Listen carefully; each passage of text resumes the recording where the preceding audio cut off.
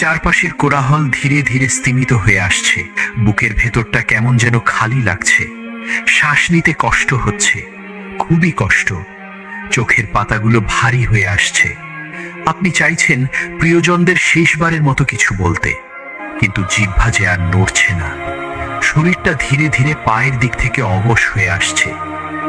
এটি হচ্ছে সাকারাতুল মাউত, মৃত্যুর যন্ত্রণা। ঠিক তখনই আপনার চোখের সামনের দৃশ্যপট বদলে যেতে শুরু করে। আপনার চোখের সামনে থেকে দুনিয়ার পর্দা সরে যাবে। আপনি এখন আর ডাক্তারকে দেখছেন না। পরিবারের কান্না আপনার কানে অস্পষ্ট হয়ে গেছে। আপনি এখন যা দেখছেন তা জীবিত কোনো মানুষের দেখার ক্ষমতা নেই। আপনি দেখতে পাচ্ছেন আসমান থেকে একে একে ফেরেশতারা নেমে আসছেন। যদি আপনি ঈমানদার ও নেককার হন, তবে তাদের চেহারা হবে সূর্যের মতো উজ্জ্বল। তাদের হাতে থাকবে জান্নাতের রেশমি কাপড় ও সুগন্ধি। আর যদি আপনি পাপিষ্ঠ হন, তবে তাদের চেহারা হবে খুবই অস্বাভাবিক, কয়লার মতো কালো, খুবই ভয়ানক। এতটা ভয়ানক যে এই ভয়ানক চেহারা আপনি আপনার জীবনে আর কখনোই দেখেননি। তাদের হাতে থাকবে জাহান্নামের দুর্গন্ধযুক্ত চট। তারা ঠিক আপনার দৃষ্টিসীমার শেষ প্রান্তে সারি বেঁধে দাঁড়াবে। আর তারপর সেই চূড়ান্ত মুহূর্ত, তখনই আপনার শিয়রের কাছে এসে বসবেন, যাকে দেখে পৃথিবীর মহান মহান রাজা বাদশাহ, পৃথিবীর বিশাল বিশাল শক্তিধর, সকলের সারা জীবনের সমস্ত সাহস নিমিষেই মিলিয়ে যায়। আর তিনি হলেন মালাকুল মাউত, হযরত আজরাইল আলাইহিস সালাম। তিনি এসে কোনো শব্দ করবেন না, কিন্তু তার উপস্থিতি গোটা ঘর জুড়ে এক ভারী নীরবতা নামিয়ে আনবে। তিনি আপনার রূহ বা আত্মার ঠিক মুখোমুখি হবেন। এরপর তিনি আপনাকে ডাক দেবেন। যদি আপনি পুণ্যবান হন, তাহলে তিনি বলবেন, হে প্রশান্ত আত্মা, বেরিয়ে এসো তোমার রবের ক্ষমার দিকে, তার সন্তুষ্টির দিকে। আর সেই ডাক শুনে তৃষ্ণার্ত মানুষ যেমন পানির দিকে ছোটে, আপনার রূহ তেমনি শরীর থেকে বেরিয়ে আসতে চাইবে। কিন্তু যদি আপনি অবাধ্য হন, তাহলে তিনি হুঙ্কার দিয়ে বলবেন, হে পাপিষ্ঠ আত্মা, বেরিয়ে এসো আল্লাহর ক্রোধ ও শাস্তির দিকে। ভয়ে আপনার রূহ শরীরের ভেতরে পালানোর চেষ্টা করবে, প্রতিটি শিরা উপশিরায় লুকিয়ে পড়তে চাইবে। অতঃপর মালাকুল মৌত হযরত আজরাইল আলাইহিস সালাম যখন আপনাকে স্পর্শ করবেন, তখন আপনি যদি একজন মুমিন হয়ে থাকেন, তাহলে আপনার রূহ শরীর থেকে বেরিয়ে আসবে ঠিক ততটা সহজে, যতটা সহজে কলস থেকে একটি পানির ফোঁটা গড়িয়ে পড়ে। কোনো কষ্ট নেই, কোনো হ্যাচকা টান নেই, যেন এক গভীর প্রশান্তির ঘুমে তলিয়ে যাচ্ছেন। রূহ বের হওয়ার সাথে সাথেই ঘরের মধ্যে ছড়িয়ে পড়বে জান্নাতের মিস্ক আম্বারের সুঘ্রাণ, যা কেবল ফেরেশতারা এবং আপনার সেই রূহ অনুভব করতে পারবে। আপনার জন্য অপেক্ষমান রহমতের ফেরেশতারা চোখের পলক ফেলার আগেই সেই পবিত্র আত্মাকে জান্নাতের রেশমি কাপড়ে জড়িয়ে নেবেন। কিন্তু যদি আপনি পাপিষ্ঠ হন, তাহলে আপনার রূহকে টেনে হিঁচড়ে এমন ভাবে বের করা হবে, যেভাবে ভেজা পশমের ভেতর থেকে কাঁটাযুক্ত লোহার শিক জোর করে টেনে বের করা হয়। হাদিসে এসেছে, এতে শরীরের শিরা উপশিরা ছিঁড়ে যাওয়ার মতো যন্ত্রণার সৃষ্টি হয়। আপনার রূহ শরীর ছাড়তে চাইবে না, কিন্তু ফেরেশতাদের একের পর এক কঠোর আঘাতে তাকে শরীর থেকে বের হতে বাধ্য করা হবে। বের হওয়ার পর তা থেকে লাশের পচা দুর্গন্ধের মতো দুর্গন্ধ ছড়াবে। অতঃপর সেই অপবিত্র রূহকে জাহান্নামের দুর্গন্ধযুক্ত কালো ও খসখসে কাপড়ে মুড়িয়ে ফেলা হবে। এখন আপনার রূহ আপনার দেহকে দেখছে। নিচে আপনার সন্তানরা কাঁদছে, প্রিয়তমা স্ত্রী বা স্বামী বিলাপ করছেন, আপনার মা বাবা সকলেই যেন শোকে পাথর হয়ে গেছেন। আপনি চিৎকার করে বলতে চাইছেন, আমি তো মারা যাইনি, আমি তো সব দেখতে পাচ্ছি, তোমরা কাঁদছো কেন? কিন্তু আপনার সেই আওয়াজ দুনিয়ার কারো কানে পৌঁছাবে না। মানুষের জগৎ আর আপনার জগতের মাঝখানে এখন এক অদৃশ্য দেওয়াল তৈরি হয়ে গেছে। ফেরেশতাদের একটি দল আপনাকে নিয়ে আকাশের দিকে উড়াল দেবে। পথে আসমানের ফেরেশতারা জিজ্ঞেস করবেন, কে এই ব্যক্তি, কার রূহ এটি? যদি আপনি নেককার হন, তবে ফেরেশতারা দুনিয়াতে আপনার সবচেয়ে সুন্দর নাম ধরে পরিচয় দেবেন। বলবেন, ইনি হলেন অমুকের সন্তান অমুক। আকাশের দরজাগুলো আপনার জন্য আনন্দের সাথে খুলে দেওয়া হবে। প্রতিটি আসমানের ফেরেশতারা আপনাকে অভ্যর্থনা জানাবে। কিন্তু যদি আপনি দুর্ভাগা হন, যদি আপনি আপনার রবের অবাধ্য বান্দা হন, তবে ফেরেশতারা আপনার সবচেয়ে ঘৃণিত ও খারাপ নামটি উল্লেখ করবেন। আকাশের কাছে পৌঁছানোর পর আসমানের দরজা আপনার জন্য বন্ধ করে দেওয়া হবে। আল্লাহ তাআলা পবিত্র কুরআনে বলেছেন, তাদের জন্য আকাশের দরজা খোলা হবে না এবং তারা জান্নাতে প্রবেশ করতে পারবে না যতক্ষণ না সুঁইয়ের ছিদ্র দিয়ে উট প্রবেশ করে। অর্থাৎ এবার ফিরে আসার বা উপরে ওঠার সব রাস্তা বন্ধ হয়ে যাবে। তখন আল্লাহ রাব্বুল আলামিন নির্দেশ দেবেন, আমার এই বান্দার আমলনামা ইল্লিয়িনে তথা নেককারদের তালিকায় অথবা সিজ্জিনে তথা পাপিষ্ঠদের তালিকায় লিখে রাখো এবং তার রূহকে দুনিয়ায় ফেরত পাঠাও, কারণ মাটি থেকেই আমি তাকে সৃষ্টি করেছি এবং এই মাটিতেই তাকে ফিরিয়ে আনা হবে। তখন মুহূর্তের মধ্যে রূহ আবার নিচে নেমে আসে। এখন সে তার নিজের মৃতদেহের খুব কাছে অবস্থান করছে। একটু লক্ষ্য করুন দৃশ্যটির দিকে। আপনাকে কাঠের একটি তক্তার উপর শোয়ানো হয়েছে। আপনার সারা জীবনের অর্জিত সম্মান, ক্ষমতা আর দাপট সব এখন ওই তক্তার উপর নিথর পড়ে আছে। আপন মানুষেরা আপনার জামা কাপড় খুলে নিচ্ছে। যেই শরীরটাতে একটু আঁচড় লাগলে আপনি অস্থির হয়ে যেতেন, আজ সেই শরীরটাকে অন্যরা উল্টে পাল্টে ধৌত করছে। গরম পানি না ঠান্ডা পানি তা বলার ক্ষমতাও আজ আপনার নেই। আপনার রূহ পাশে দাঁড়িয়ে সব দেখছে। হাদিসের বর্ণনা অনুযায়ী রূহ তখন গোসলদানকারীদের মিনতি করে বলতে থাকে, আমার শরীরটা খুব সাবধানে ধরো, আমাকে জোরে ঘষবে না, আমি খুব ব্যথা পেয়েছি। কিন্তু হায়, সেই আর্তনাদ কেউ শুনতে পায় না। অতঃপর গোসল শেষে আপনাকে এখন 3টি সাদা কাপড়ে মোড়ানো হয়েছে। দুনিয়ার সব রঙিন পোশাক আলমারিতেই পড়ে রইল। আপনার সাথে যাচ্ছে শুধু পকেটবিহীন এই সাদা কাফন। আত্মীয় স্বজন, বন্ধু বান্ধব সবাই মিলে আপনাকে কাঁধে তুলে নিল। শুরু হলো আপনার আসল বাড়ির পথে যাত্রা। যখন মানুষ খাটিয়া কাঁধে নিয়ে দ্রুত হাঁটতে থাকে, তখন রূহ চিৎকার করতে থাকে। যিনি নেককার তিনি আনন্দের আতিশে বলতে থাকেন, আমাকে তাড়াতাড়ি নিয়ে চলো, আমাকে তাড়াতাড়ি নিয়ে চলো, আমার রবের ওয়াদা সত্য, আমাকে আমার গন্তব্যে পৌঁছাতে দেরি করো না। তার কাছে তখন কবর মানে ভয়ের জায়গা নয়, বরং অনন্ত সুখের বিশ্রামাগার। কিন্তু যিনি বদকার তিনি ভয়ে থর থর করে কাঁপতে থাকেন এবং চিৎকার করে বলেন, হায় কপাল, তোমরা আমাকে কোথায় নিয়ে যাচ্ছ?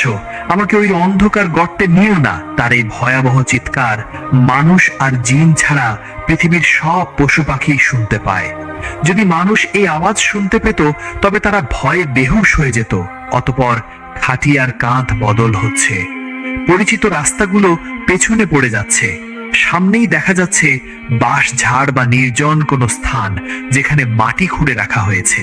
অবশেষে সেই মুহূর্তটি এসে গেল যখন আপনাকে এখন নামিয়ে দেওয়া হচ্ছে মাটির সেই ছোট্ট কুঠুরিতে। যাদের আপনি সবচেয়ে বেশি ভালোবাসতেন, যাদের ছাড়া দুনিয়াতে আপনার এক মুহূর্তও চলতো না, তারাই আজ নিজের হাতে আপনাকে এই অন্ধকার গর্তে শুইয়ে দিচ্ছে। তারা মুখে বলছে, বিসমিল্লাহি ওয়া আলা মিল্লাতি রাসূলিল্লাহ, আল্লাহর নামে এবং তার রাসূলের তরিকায় তোমাকে সঁপে দিলাম। আপনাকে ডান কাত করে শোয়ানো হলো, গায়ের বাঁধনগুলো খুলে দেওয়া হলো। এরপর মাথার উপর বাঁশ বা কাঠের তক্তা বসানো শুরু হলো। একটু একটু করে দুনিয়ার শেষ আলোটুকুও নিভে যাচ্ছে। তক্তা বসানো শেষে শুরু হলো মাটি দেওয়া। মিনহা খলাকনাকুম, এই মাটি থেকেই তোমায় সৃষ্টি করেছিলাম। ওয়া ফিহা নুঈদুকুম, এই মাটিতেই তোমায় ফিরিয়ে দিলাম। আপনি শুনতে পাচ্ছেন মাটির ভারী শব্দ, বুকের উপর মাটির চাপ বাড়ছে। কিন্তু এক সময় সব শব্দ থেমে গেল। আপনার চারিদিকে শুধুই অন্ধকার, এমন অন্ধকার যেখানে নিজের হাতটাও দেখা যায় না, একেবারেই পিন পতন নীরবতা। এই সময়ের বর্ণনা দিতে গিয়ে রাসূলুল্লাহ সাল্লাল্লাহু আলাইহি ওয়াসাল্লাম বলেছেন, মৃত ব্যক্তি তখন তার স্বজনদের চলে যাওয়ার পায়ের জুতার শব্দও শুনতে পায়। আপনি শুনতে পাচ্ছেন আপনার বাবা, ভাই, বন্ধুরা আপনাকে একা ফেলে চলে যাচ্ছে। যে দুনিয়ার জন্য আপনি সারাটা জীবন এত কিছু করেছেন, সেই দুনিয়া আজ আপনাকে মাটির নিচে রেখে উপরে হেঁটে চলে যাচ্ছে। ঠিক তখনই ঘটবে এক অনিবার্য ঘটনা। কবর আপনাকে দুই পাশ থেকে একটা চাপ দেবে। হাদিসে এসেছে, এমন কোনো মানুষ নেই যে কবরের এই চাপ বা আলিঙ্গন থেকে রেহাই পাবে। এমনকি মাসুম বাচ্চারাও নয়। তবে ব্যক্তি ভেবে কবরের এই চাপের মধ্যে পার্থক্য আছে। যদি আপনি মুমিন হন, তবে মা সন্তানের জন্য যতটা ব্যাকুল থাকে, কবর আপনাকে ঠিক ততটাই মায়া নিয়ে জড়িয়ে ধরবে। বহুদিন পর বিদেশ থেকে ফেরা সন্তানকে মা যেভাবে বুকে জড়িয়ে ধরে শান্তি পান, কবর আপনাকে সেভাবেই আলতো করে চাপ দেবে। কিন্তু যদি আপনি আপনার রবের অবাধ্য বান্দা হন, তবে মাটি দুই পাশ থেকে আপনাকে এমন ভাবে চেপে ধরবে যে এক পাঁজরের হাড় অন্য পাঁজরের হাড়ের ভেতরে ঢুকে যাবে। আপনি তখন খুবই চিৎকার করে আর্তনাদ করে উঠবেন, কিন্তু মাটির পুরো দেওয়াল ভেদ করে সেই চিৎকার বাইরে যাবে না। আপনি এখন সম্পূর্ণ একা, একেবারেই সঙ্গীহীন, একদমই আলোহীন। নির্জন কবরে আপনার নিস্তব্ধতা ভেঙে দিতে উপস্থিত হবেন দুইজন ফেরেশতা, মুনকার এবং নাকির। তাদের চেহারা এত ভয়াবহ যে হাদিস শরীফে বলা হয়েছে তাদের দেখে সাধারণ মানুষ তো বটেই, পাহাড়ও কেঁপে ওঠার কথা। তাদের হাতে থাকবে বিশাল লোহার হাতুড়ি। তারা আপনাকে শোয়া অবস্থা থেকে ধমক দিয়ে উঠিয়ে বসাবে। তাদের কণ্ঠে কোনো ভনিতা নেই, কোনো ভূমিকা নেই। শুরু হবে আপনার অনন্ত জীবনের পাশ ফেল নির্ধারণের পরীক্ষা। প্রথম প্রশ্ন, মান রব্বুকা, তোমার রব কে? দ্বিতীয় প্রশ্ন, মান দীনুকা, তোমার দিন বা জীবন ব্যবস্থা কি ছিল? তৃতীয় প্রশ্ন, মান হাযার রাসূল, রাসূল সাল্লাল্লাহু আলাইহি ওয়াসাল্লামের প্রতি ইঙ্গিত করে বলা হবে এই ব্যক্তিটি কে? শুনতে খুব সহজ মনে হচ্ছে, তাই না? কিন্তু কবরের এই পরীক্ষা স্মৃতিশক্তি বা মেধার পরীক্ষা নয়, এটি হলো ঈমানের পরীক্ষা।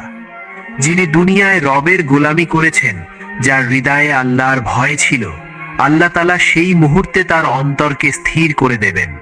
তার জিহ্বা কোনো জড়তা ছাড়াই পরম শান্তিতে বলে উঠবে, রব্বি আল্লাহ, আমার রব আল্লাহ। দীনিয়াল ইসলাম, আমার দিন ইসলাম।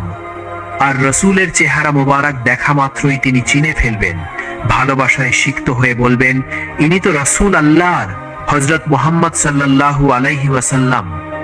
ফেরেশতারা তখন বিস্মিত হয়ে জিজ্ঞেস করবেন, তুমি জানলে কি করে? তিনি বলবেন, আমি আল্লাহর কিতাব পড়েছি, তার উপর ঈমান এনেছি এবং তা সত্য বলে মেনে নিয়েছি। কিন্তু অপরদিকে যিনি দুনিয়ায় আল্লাহকে ভুলেছিলেন, শুধুমাত্র নামেই মুসলিম ছিলেন কিন্তু অন্তরে ঈমান ছিল না, তার অবস্থা হবে খুবই মর্মান্তিক।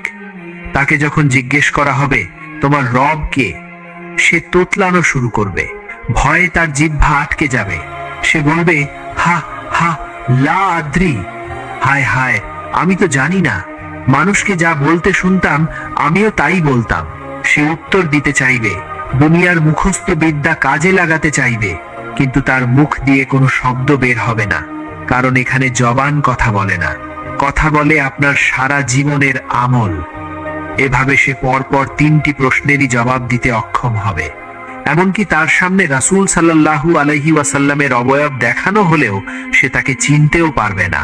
পরীক্ষার উত্তর দেওয়ার সাথে সাথেই আসমান থেকে মহান আল্লাহর ফয়সালা চলে আসবে। যিনি সফলভাবে উত্তর দিতে পেরেছেন তার ব্যাপারে আল্লাহ রাব্বুল আলামিন ঘোষণা দেবেন, আমার বান্দা সত্য বলেছে, সুতরাং তার জন্য জান্নাতের বিছানা বিছিয়ে দাও, তাকে জান্নাতের পোশাক পরিয়ে দাও এবং তার কবরের সাথে জান্নাতের একটি দরজা খুলে দাও।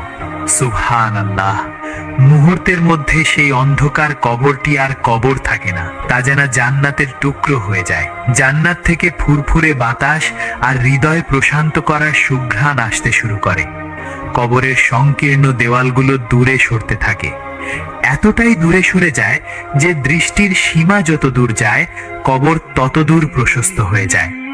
তখন সেই মুমিন বান্দা আনন্দে আত্মহারা হয়ে ফেরেশতাদের বলবেন, আমাকে ছেড়ে দাও, আমি আমার পরিবারকে গিয়ে এই সুসংবাদটি দিয়ে আসি। কিন্তু ফেরেশতারা বলবেন, না, এখন তুমি ঘুমাও। বাসর রাতে নবদম্পতি যেমন পরম শান্তিতে ঘুমায়, তুমিও তেমনি কিয়ামত পর্যন্ত শান্তিতে ঘুমাও। ঠিক তখনই কবরে প্রবেশ করবেন এক সুদর্শন ব্যক্তি। তার চেহারা চাঁদের মতো উজ্জ্বল, শরীর থেকে সুগন্ধি বের হচ্ছে। মুমিন ব্যক্তি অবাক হয়ে জিজ্ঞেস করবেন, কে তুমি? তোমার চেহারা এত সুন্দর কেন? তিনি হাসি মুখে উত্তর দেবেন, আমি তোমার সারা জীবনের নেক আমল, আমি তোমার নামাজ, আমি তোমার রোজা, দান সদাকা আর কোরআনের তেলাওয়াত, দুনিয়ায় আমিই তোমার সাথে ছিলাম, আজ এই ঘোর বিপদেও আমি তোমাকে একা ছাড়ব না।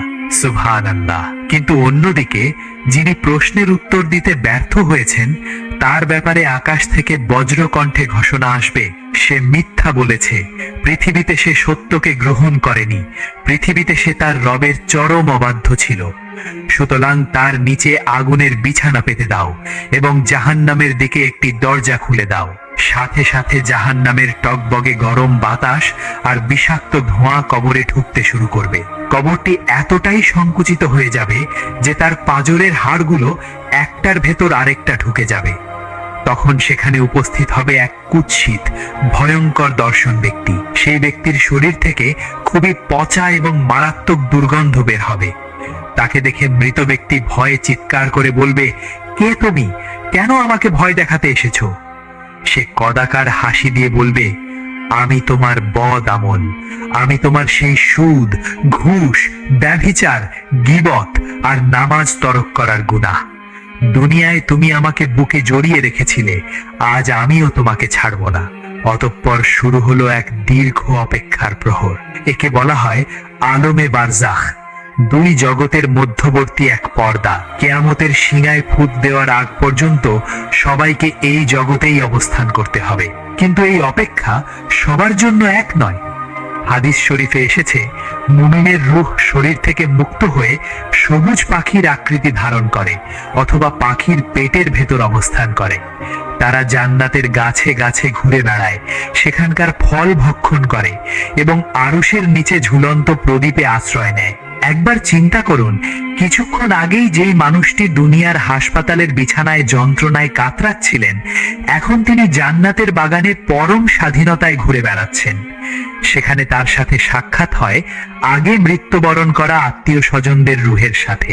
বহুদিন পর প্রবাসী আপনজন বাড়ি ফিরলে যেমন সবাই তাকে ঘিরে ধরে, বারজাখ জগতে মৃত আত্মীয়রা নতুন যাওয়া রুহকে সেভাবেই ঘিরে ধরে। তারা জিজ্ঞেস করে, দুনিয়ায় অমুক কেমন আছে? অমুক কি বিয়ে করেছে? অমুক কি এখনো নামাজ পড়ে? অন্যদিকে পাপীদের রূহকে নিক্ষেপ করা হয় সিজ্জিনে, জমিনের সর্বনিম্ন স্তরে। সেখানে তারা বন্দী অবস্থায় থাকে।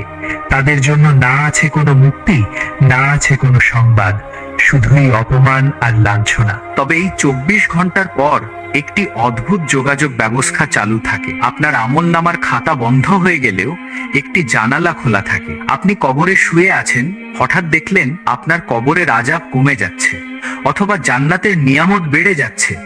আপনি অবাক হয়ে ফেরেশতাদের জিজ্ঞেস করবেন, আমার তো সব আমল বন্ধ, তাহলে এগুলো কোথা থেকে আসছে? তখন ফেরেশতারা বলবেন, দুনিয়ায় তোমার রেখে যাওয়া নেক সন্তান তোমার জন্য হাত তুলে দোয়া করেছে, অথবা তোমার সাদাকায়ে জারিয়া, যেই মসজিদ, মাদ্রাসা বা ইতিমখানা তুমি বানিয়েছিলে, তার সওয়াব পার্সেলের মতো তোমার কাছে পৌঁছে যাচ্ছে। তবে পাপীদের ক্ষেত্রে এর ঠিক উল্টো চিত্রও আছে। কিছু মানুষ কবরে শুয়ে দেখবে তাদের শাস্তির আগুন দাউ দাউ করে বাড়ছে। কেন? কারণ দুনিয়ায় তারা এমন কোনো পাপের প্রথা চালু করে এসেছিল, অশ্লীল ভিডিও, খারাপ লেখা বা শিরকের আস্তানা, যা মানুষ এখনো দেখছে বা করছে। যতজন মানুষ ওই পাপে লিপ্ত হচ্ছে, তার ভাগ কবরে শুয়ে থাকা ওই ব্যক্তির আমলনামায় জমা হচ্ছে। অতঃপর এভাবেই সময় যেতে যেতে কবরের প্রথম রাত পার হয়ে সকাল হবে, দুনিয়ায় সূর্য উঠবে, মানুষ আপনাকে ভুলে কাজে লেগে যাবে। কিন্তু আপনার জন্য আর কোনো সূর্য উঠবে না, অপেক্ষা শুধুই মহাপ্রলয় বা কিয়ামতের।